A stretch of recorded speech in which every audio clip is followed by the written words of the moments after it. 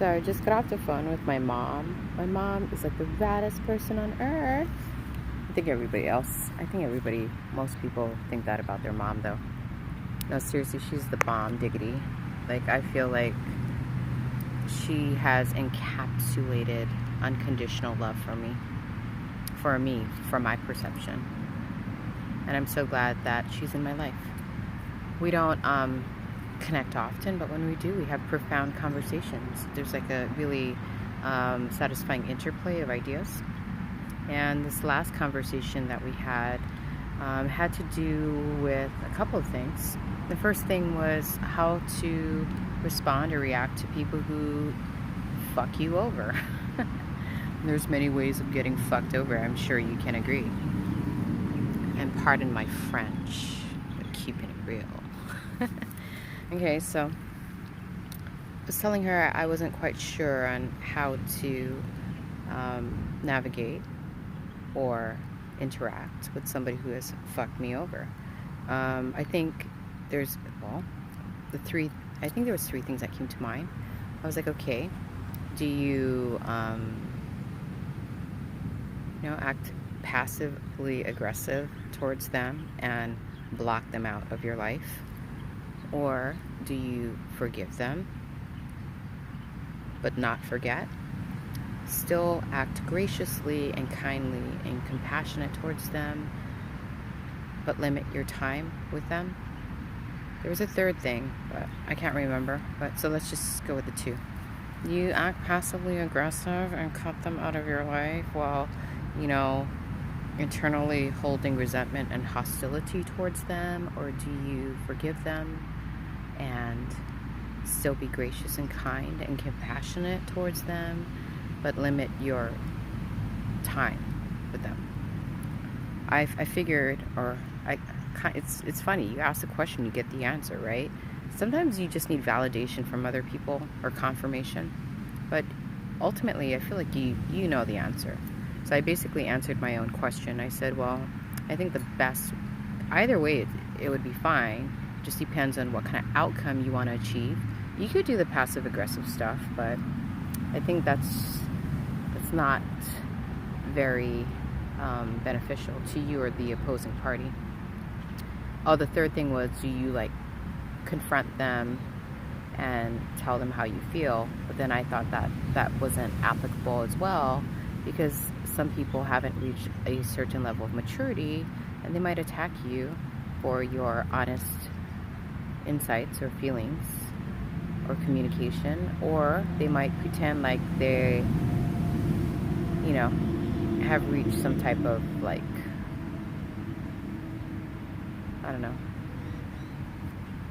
some type of agreement with you, but then inside be hostile towards you with their shady motives. Yeah, I don't want to deal with that. It's child's play. And, if 90% of the people in this world aren't even honest with themselves, how honest are they going to be with you? And that's fine. Everybody is growing into knowing. So I went with the third option. I think the best way to deal with people who fuck you over is to, 1, realize what's happening. What is happening? Okay, these people are treating you the way and the only way they know how to, based on previous impressions, based on wounds and traumas that they haven't healed in their childhood probably, and they don't know any other way. So it's not personal, and they don't know any better. And so you need to, I feel, the highest path to deal with this is to forgive them, because they don't know any better. They're doing the best that they can in that moment, and they're in a lot of pain probably. That's why they fucked you over. They're in a lot of pain, and they're transferring that pain to you if you allow it. Or you can just not allow it, recognize that this person is in pain and I need to forgive him. He's treating me the way he knows how, and he probably doesn't know any other way, and I'm going to forgive him and still practice compassion and kindness, but limit my interaction with them, because the level of trust isn't there.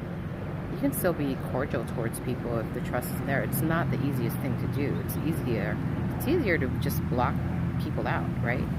You know that. We've been doing that for most of our life. But I'm thinking about like enhancing that aspect of myself, and I don't really want to like be on bad terms with anyone, no matter how bad they are to me. So I'm just gonna like recognize, okay, this is this person. He's probably in a lot of pain, doesn't know any better. This is probably a projection or self-defense mechanism, and it's not personal.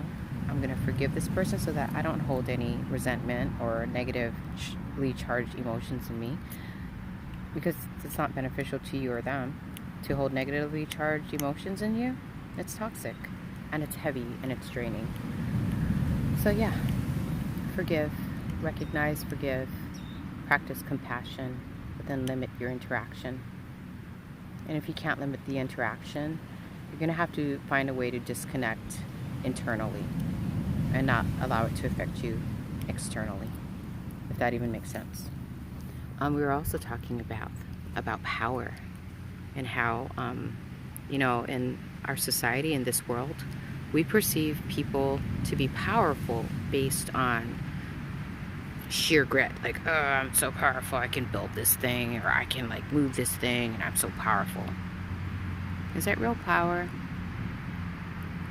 I feel like this is just my personal perspective and based on observation. The most powerful people are the ones who are silent, non-reactive, kind, and loving. Those are the most powerful people. You know why? Because we have more self-control, we have more resilience, we tolerate a lot more than a weaker person can. And with great power comes great responsibility. So if you are, the quiet one, the understanding one, the tolerant one, that has withstood all the elements of pain that the world has thrown at you, I feel like you are quite powerful. Because if you think about it, it's like water. Okay, so like people who think they're powerful, they're like a rock, right? Like sheer solid strength, right? Like materialized strength. Water is powerful because it breaks down rocks. And it's quiet, and it's fluid, and it can transform itself to match the environment, and it can shape canyons. And I think we are like water. Very sensitive, very emotional, very in tune, very, adaptable, very tolerant, very, very powerful. So don't underestimate yourself. And I think going back to previous recordings, you need to encounter a lot of pain in order to open up like different aspects of your being that most people haven't even really thought about or accessed yet. And so you are an innovator and a leader and a teacher. And that is your role. And if you fight it, a lot of distress will occur. Don't fight who you really are, and just encompass that and encapsulate that and be that. Anyways, there's people. I'm getting used to that. Whatever. What else was I going to say? Oh yeah, we had this great conversation. Ooh, and then I was talking to her about relationships, and she was saying we have a similar lesson that we're learning, but I guess her partner, my mother's partner, is black and white. He sees the world in black and white, and we can see the color, all the colors, all the spectrums of the rainbow, right? But if you encounter someone who is accustomed to seeing the world in black and white, they have no fucking idea that anything outside of that scope exists, and they don't know how to access it, right? So when they meet someone who can access it, there's very different perspectives and very different ways of approaching life, and that's what creates conflict, right?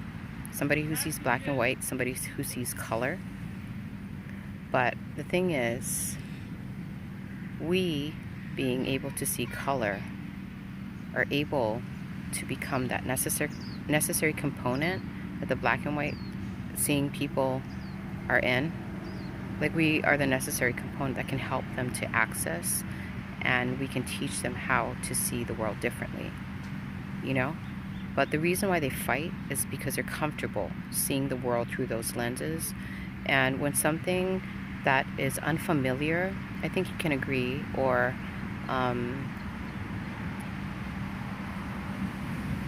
something unfamiliar, or you're something foreign comes your way, you're going to fight it. I mean, I think the natural reaction is to be defensive for self-preservation reasons. You don't want to leave this particular sphere that you've created for yourself, and somebody comes around and they can crack it wide open to help you see a different way. But there's a battle, because it's scary. It's scary. It's painful, But we are the necessary components that can help the black and white seeing people see and access all the various colors of the rainbow, you know what I mean? I know that's a stupid analogy, but that's the best way I can put it. Anyhow, this is running so long. I have no idea if I made sense, as usual. If you learned something, cool. If you didn't learn something, cool. See, this is part of my practice of being non-reactive. So you expose yourself to things that would normally agitate you, like all this people and sounds, and just don't react.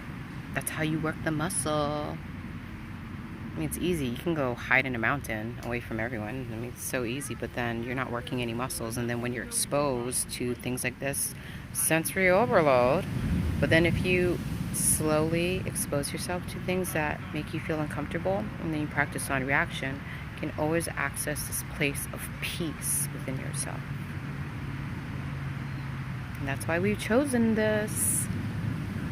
Monks in the city. Not Sex in the City, monks in the city. Anyway, totally probably didn't get my joke, but whatever.